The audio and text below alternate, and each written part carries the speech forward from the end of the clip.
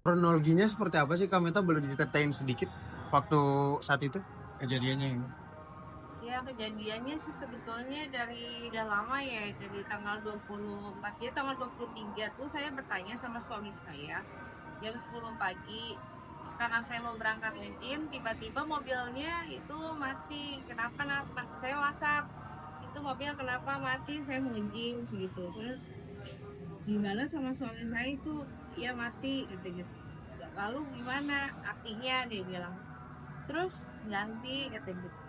Oh ya udah, saya nunggu dong dari sampai besoknya dan sampai malam nggak diganti-ganti dan akhirnya saya punya inisiatif sendiri pagi-pagi jam 7 itu saya nyari di Google customer service yang 24 jam lah ya. Jadi saya nemu udah paling atas, saya nemu, saya WhatsApp, saya mau pasang aki. Lalu si itunya datang, si teknisinya datang ke rumah, terus ibu kata siapa, apinya mati, kata suami. Udah dicek, oh iya udah mau habis, bla bla bla bla. Terus udah semua dipasang di starter ya, di starter terus suami saya keluar, udah keluar, kenapa ini?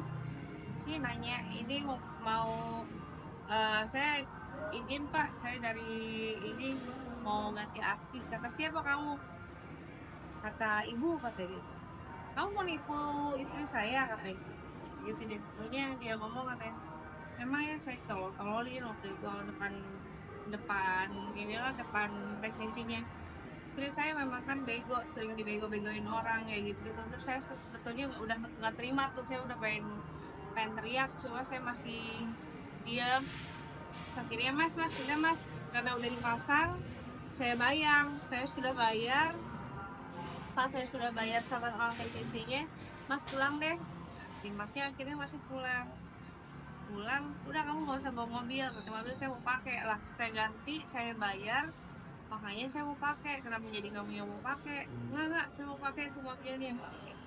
Ya saya nggak terima kan, karena dia juga emosi. Enggak, kalau kayak gitu saya mau pretel ini mobilnya, sambil dia bawa kunci. Kamu ya, saya bilang, saya kamu tuh nggak punya apa, nggak punya intelek banget sih gitu deh.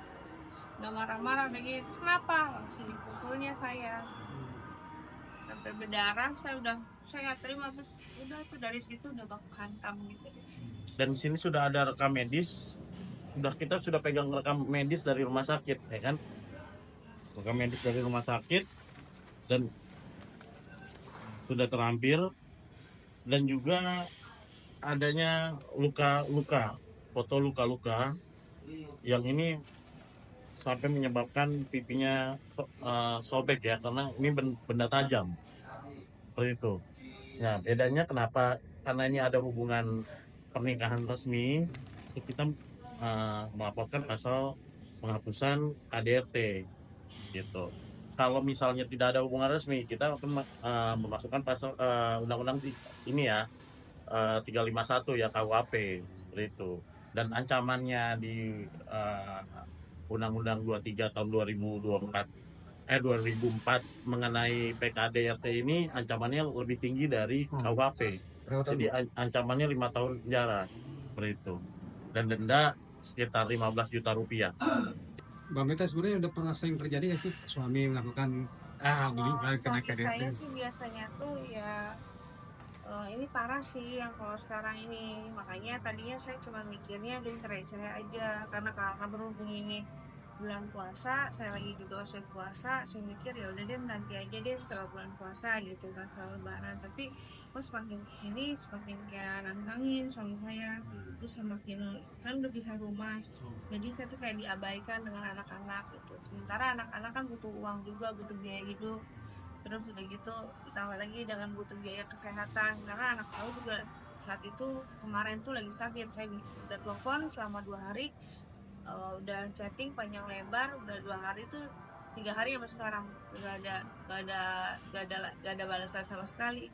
Sampai saya bilang saat itu pas di rumah sakit, saya minta itikatnya aja gitu. Kalau sebelum-sebelumnya itu ya, sebelum terjadi seperti ini, kalau cek-cek itu ya biasa.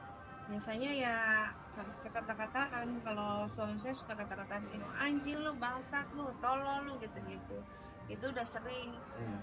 makanya suami saya kalau kayak kata kayak gitu, dia menurut dia sih biasa. Kalau saya kan namanya saya tinggal dulu di kampung kali yang Sunda, jadi kalau dengan kayak gitu kan kaget, padahal udah dikasih tahu dari sebelumnya jangan kasar-kasar begini, dia sulit kalau udah ngata kayak gitu. Jadi dari awal memang saya udah kasih kesempatan, saya diam, ternyata ya itulah, semakin saya diam semakin saya ditindak-tindak lagi harga diri saya. Jadi semakin diabaikan juga anak-anaknya. Ya dari itu saya langsung ngomongin Pak Maci gitu, minta bantuannya sih. Karena saya tadinya bingung juga gimana ya gitu, masih banyak pertimbangan karena mikir anak masih bayi gitu, saya nggak mau diperpanjang gitu. Ya. Ada.